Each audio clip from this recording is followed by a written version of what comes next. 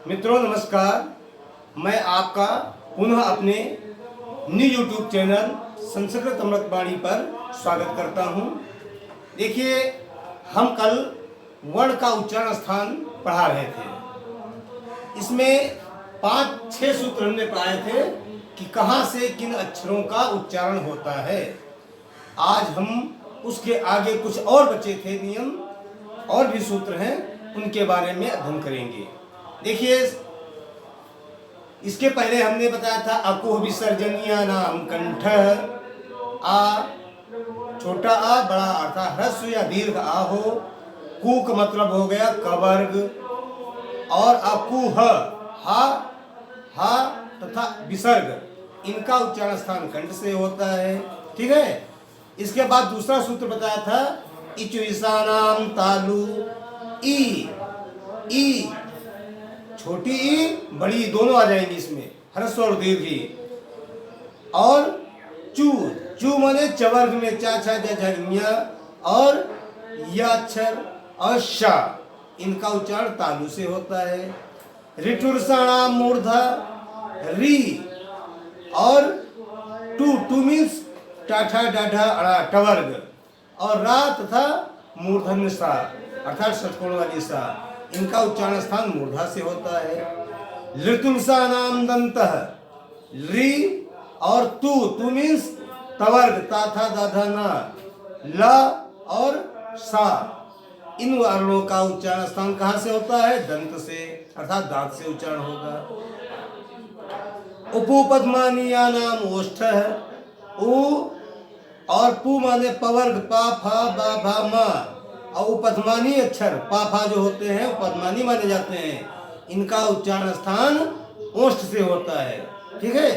इसके बाद अगला सूत्र बताया था ये मंगलना नाम नासिका च।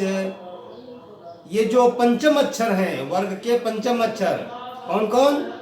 इया मा अंगा ड़ा और ना, इन पंचम अक्षरों का उच्चारण स्थान कहाँ से होगा? वर्ग के जो स्थान बताए गए उनसे तथा नासिका से।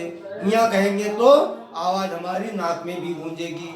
अगर हम नाक को बंद कर लें तो हम इया का उच्चारण नहीं कर पाएंगे। कैसे कहेंगे?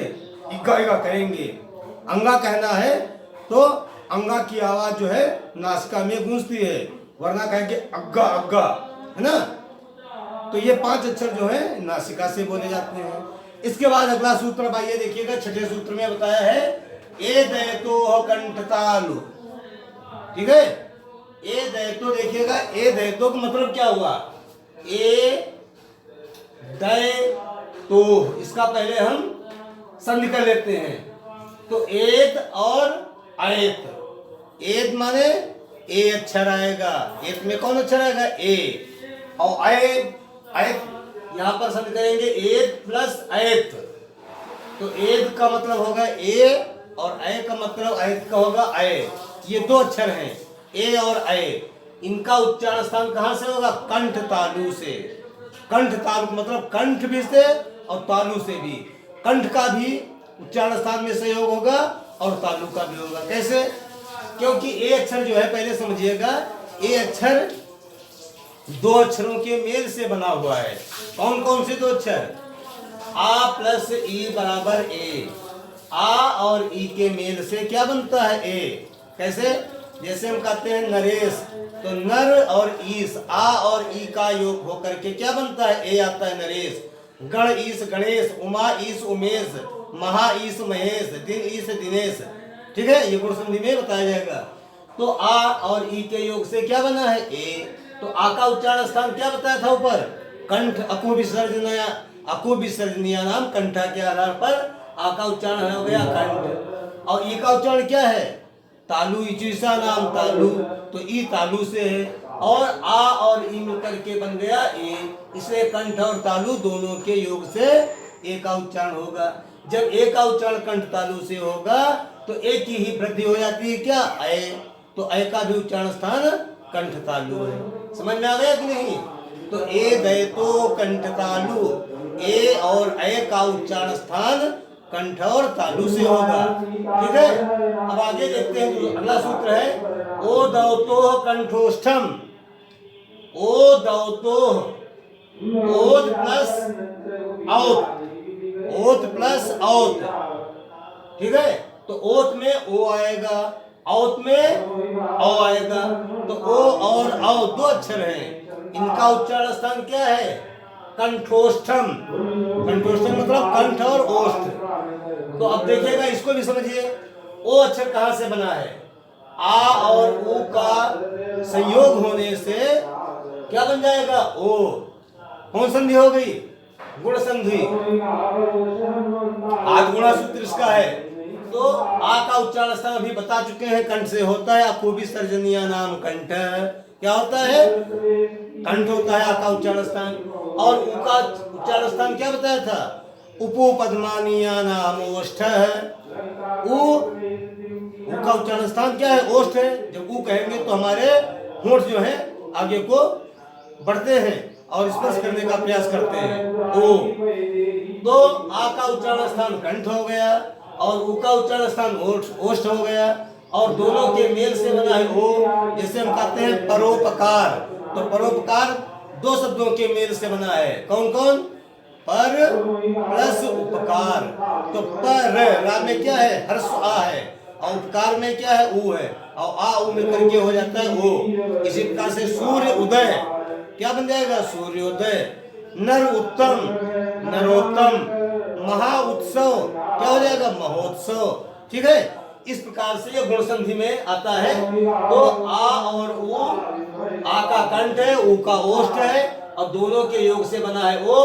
तो ओ और औ, ओ की ही वृद्धि हो जाती है औ, तो इनका क्या होगा? कंठोष्ठ, ठीक है।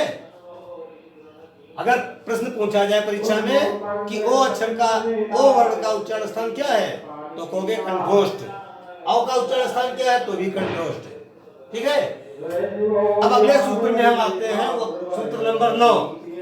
वकारस्य दंतोष्ठम, वकारस्य दंतोष्ठम। व अक्षर का, वकार का मतलब है व वर्ण जो है, व केवल, इसका उच्चारण स्थान दंत और ओष्ठ की सहायता से किया जाता है। अर्थात जब हम व वर्ण का उच्चारण करेंगे तो हमारी जीवा दांत की ओर भी स्पर्श करने के लिए प्रयास करती है, और ओष्ठ भी हमारे बढ़ते हैं, ठीक है। तो वाह वाह, वाह के लिए दंतोष्ठ है। कौन कौन? केवल अक्षर वाह है। अगर पूछा जाए, महत्वपूर्ण है प्रश्न कि वाह का उच्चारण स्थान बताइए, तो क्या लिखोगे? दंतोष्ठ, क्योंकि ऊ से वाह बनता है, ई से या ऊ से वाह, तो वाह का उच्चारण दंतोष्ठ है, दांत और ओष्ठ, ठीक है। इसके बाद अगला सूत्र आते हैं, सूत्र नंबर 10। इसमें कहा गया जिह्वा मूलीयस्य जिह्वा मूलम। जोर बोलो। देखिए, जिह्वा मूलीयस्य जिह्वा मूलम। जिह्वा मूली जो अक्षर होते हैं उनका जिह्वा मूल स्थान होता है उच्चारण। जिह्वा के 4 अंग होते हैं। एक होता है मूल, सबसे प्रारंभ में जो जड़ होती है जिह्वा की, वो जिह्वा मूली कहलाता है। एक मध्य भाग होता है, एक अपाग्र होता है, उपग्र होता है, तो 4 भाग होते हैं।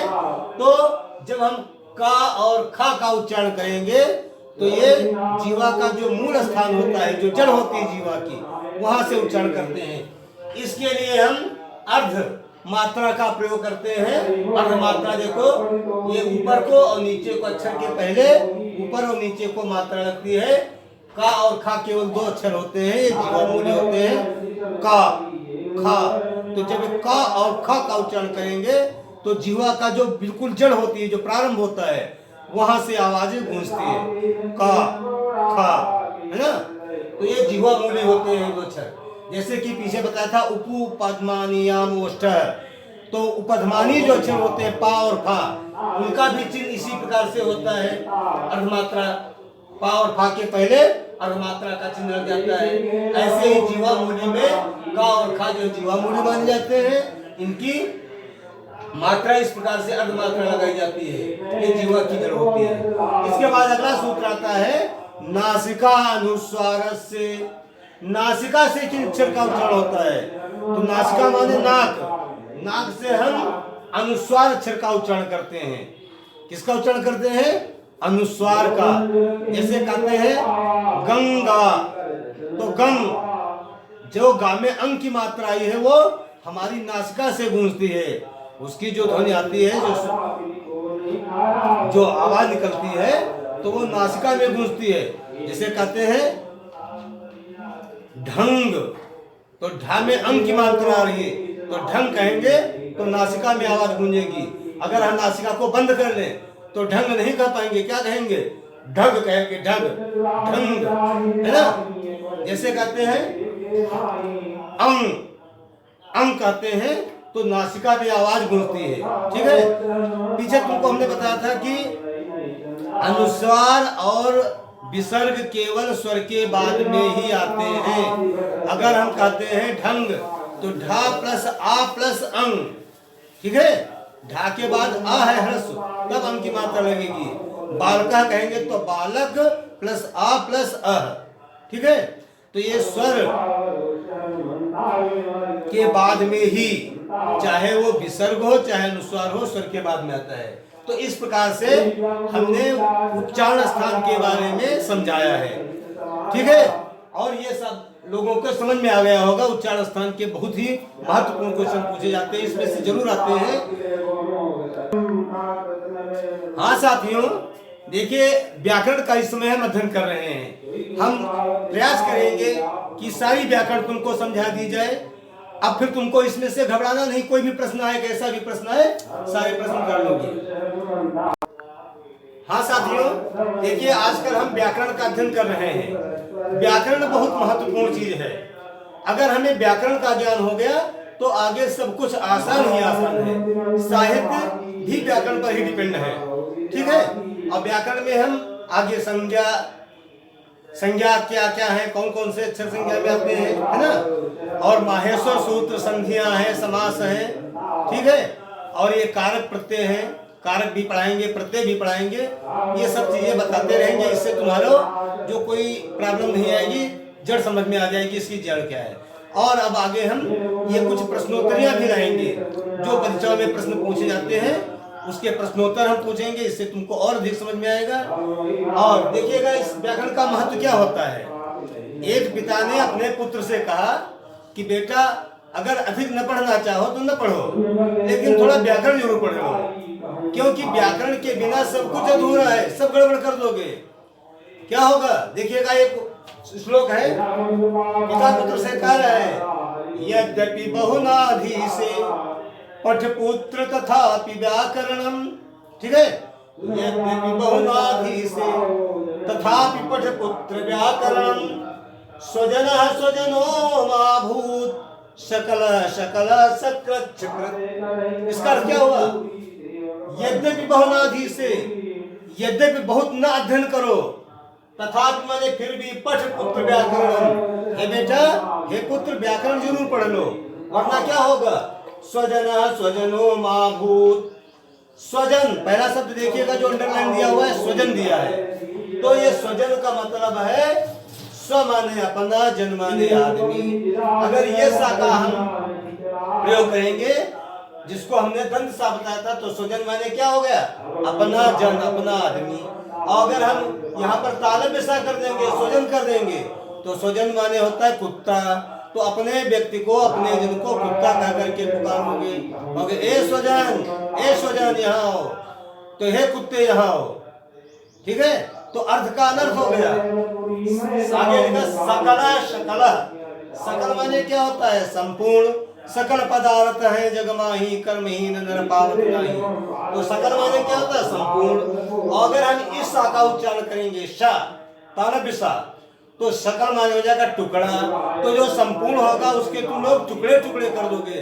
हम कहेंगे सकल सामग्रियां ले आओ, तो टुकड़े टुकड़े करके ले आओगे। सकृत, सकृत छकृत। सकृत माने क्या होता है? एक बार। और तालव्य सा जब प्रयोग करेंगे तो हो जाएगा शकृत। शकृत माने अनेक बार। अब यहाँ पर सकृत और छकृत लिखा है, यहाँ पर सोच छंद एक है, सूत्र होता है, उसके आधार पर ता की जगह पर चा हो जाएगा, और छेच सूत्र के आधार पर सा की जगह पर छा हो गया। स्क्रीनशॉट ले लीजिएगा मित्रों। आज देखिए हम वर्ण उच्चारण स्थान के बारे में विधिवत पूरा हो चुका है, समझाया जा चुका है। अब इसके बाद अगली वीडियो में हम तुम लोगों को कुछ महत्वपूर्ण प्रश्नोत्तरी लेके आएंगे। उसमें जो साहित्य के भी प्रश्न होंगे और व्याकरण के भी प्रश्न होंगे, उन प्रश्नों को समझाया जाएगा विधिवत व्याख्यात्मक रूप से, किस प्रकार से इनके उत्तर तुम लोग याद करोगे, लिखोगे। ठीक है, धन्यवाद।